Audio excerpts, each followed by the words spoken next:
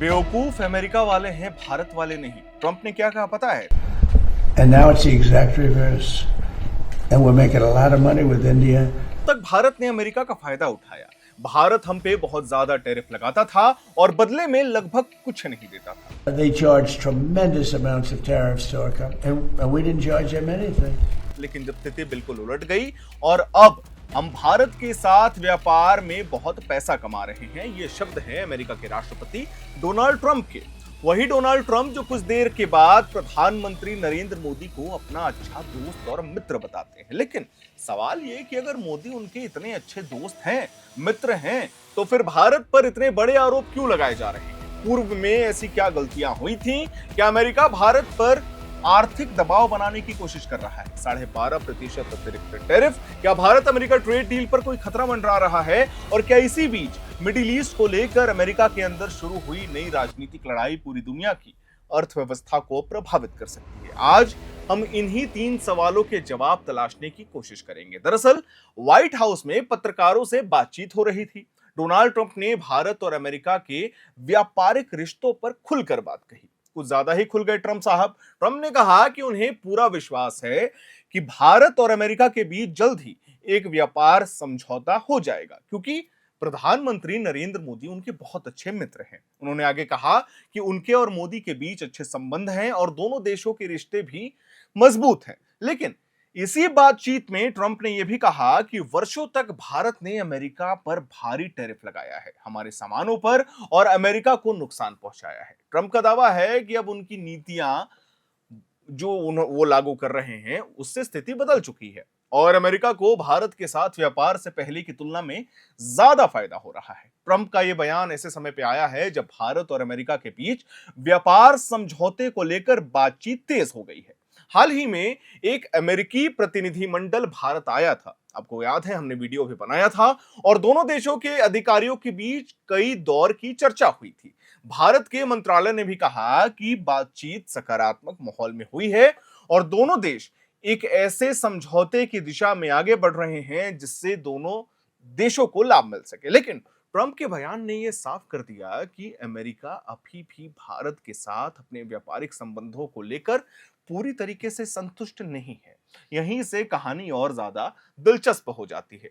एक तरफ ट्रंप मोदी की तारीफ कर रहे हैं, दोस्ती की बात कर रहे हैं, व्यापार समझौते की उम्मीद जता रहे हैं, लेकिन दूसरी तरफ उनकी सरकार भारत समेत 54 देशों पर 12.5% अतिरिक्त टैरिफ लगाने की तैयारी कर रहा है।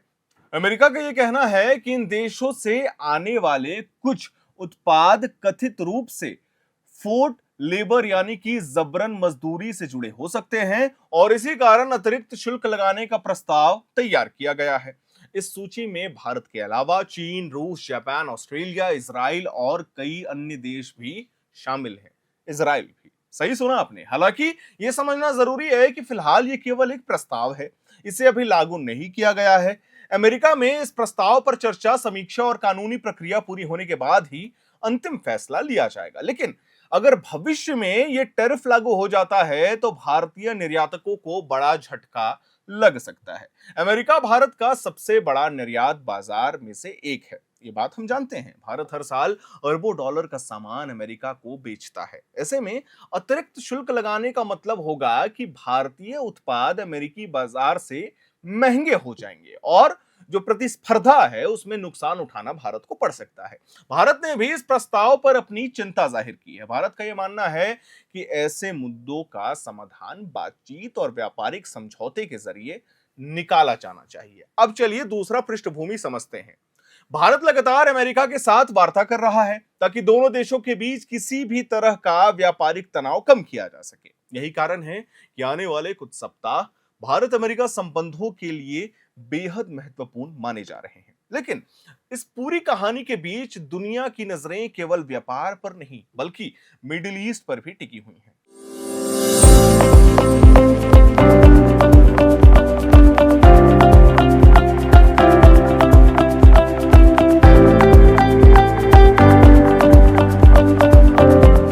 क्यों? ऐसे भी समझते हैं।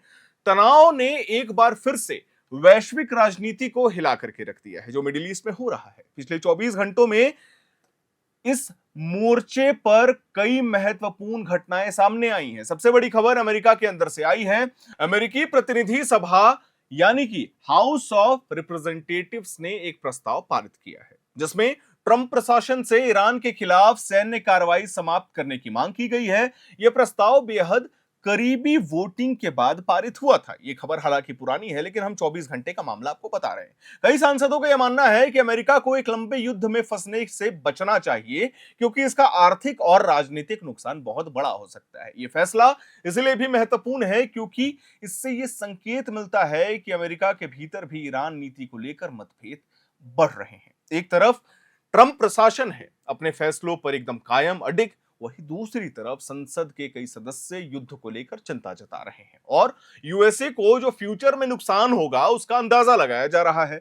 लेकिन राजनीतिक विश्लेषकों का यह मानना है कि यह फैसला ट्रंप के लिए एक चेतावनी की तरह है। उधर ईरान भी अपने रुख पर कायम दिखाई दे रहा है, बिल्कुल अडिग, न टस न मस। अंतर्राष्ट्रीय परमाणु ऊर्जा एजेंसी की ताजा रिपोर्ट्स में यह कहा गया कि संघर्ष के बावजूद ईरान के परमाणु कार्यक्रम में कोई बड़ा बदलाव नहीं आया। यह बहुत बड़ी अपडेट है। आपको बता दें, मीडिया रिपोर्ट्स और एजेंसी ने यह चिंता जताई है कि उनके कुछ महत्वपूर्ण परमाणु स्थलों तक पूरी तरीके से पहुंच नहीं मिल रही है, जिससे स्थिति की पूरी जानकारी हासिल करना थोड़ा मुश्किल हो रहा है। यही कारण है कि पश्चिमी देशों की चिंता अब भी बनी हुई है। भारत के लिए यह पूरा घटनाक्रम इसलिए महत्वपूर्ण है क्योंकि ईरान और खाड़ी क्षेत्र दुनिया के सबसे बड़े तेल उत्पादक क्षेत्रों में शामिल हैं। वहीं से फिर बात मामला आ जाता है स्ट्रेट ऑफ हॉर्मूज का। लगभग भारत का वो तेल, वो एलएनजी, एलपीजी उसी हिस्से से आता है। और सबसे बड़ी जो मामला है या मुद्दा कह सकते हैं वो कीमत है। अगर तेल महंगा होता है तो उसका असर भारत के हर नागरिक पर पड़ सकता है।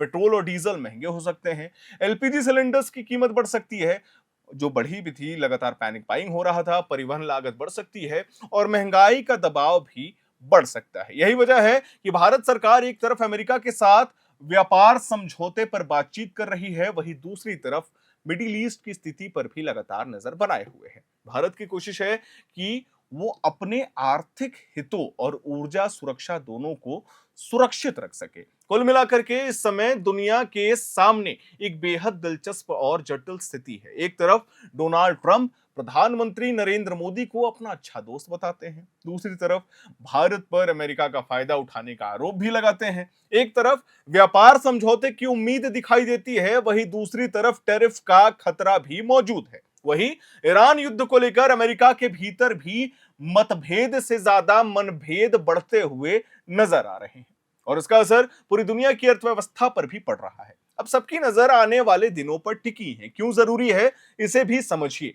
क्या भारत और अमेरिका के बीच व्यापार समझौता हो पाएगा, क्योंकि ट्रेड डील की चर्चा लगातार हो रही है। क्या भारत पर अतिरिक्त टैरिफ 12.5% लागू होगा? क्या ईरान युद्ध शांत होगा और या फिर आने वाले समय में और बड़ा रूप ले सकता है? लेकिन इतना तो तय है कि इन तीनों घटनाओं का असर केवल अमेरिका, भारत या ईरान तक सीमित नहीं रहने वाला है। इसका प्रभाव पूरी दुनिया पर पड़ेगा और भारत भी उससे अछूता रहने वाला नहीं है। अब देखिए, ये हमने आपको संक्षेप में 3 न्यूज बताया। पहला, ट्रेड डील के बारे में, टैरिफ के बारे में जो ट्रंप ने चर्चा की थी, जो पत्रकार उनसे सवाल पूछ रहे थे। यूएस असेंबली में क्या हुआ, सांसदों ने क्यों ऐसे प्रस्ताव पेश किए जहां ये कहा गया कि ईरान के साथ अमेरिका का युद्ध लड़ना इस समय यानी कि वर्तमान परिदृश्य में नुकसानदायक साबित हो सकता है। कुछ बात होंगी। और तीसरा, मिडिल ईस्ट क्राइसिस को लेकर के देखिए, इजराइल रुकने वाला नहीं है, इजराइल थमने वाला नहीं है। इजराइल लगातार मोर्चा खोले हुए है। हिजबुल्लाह हमास से लगातार लड़ाई जारी है। परमाणु एजेंसीज या न्यूक्लियर जो बातें हो रही थी, न्यूक्लियर टेस्टिंग की जो बातें हो रही थी ईरान के साथ, वो भी अभी पूरी तरीके से स्पष्ट नहीं हुई है। कैसे? ईरान के कुछ बड़े बड़े मीडिया रिपोर्ट्स हैं या फिर बड़े बड़े चैनल्स हैं जो ये अभी भी क्लेम कर रहे हैं कि इस युद्ध के जरिए यह साबित नहीं किया जा सकता कि ईरान ने अपने न्यूक्लियर प्रोग्राम को पूरी तरीके से रोक दिया है। Point number 1। Point number 2, straight of Hormuz का जो मामला है वो अभी भी बिल्कुल शांत नहीं हुआ। समझिएगा, हम एक मैप जरूर लगा देंगे, मैप के जरिए आप समझ सकते हैं।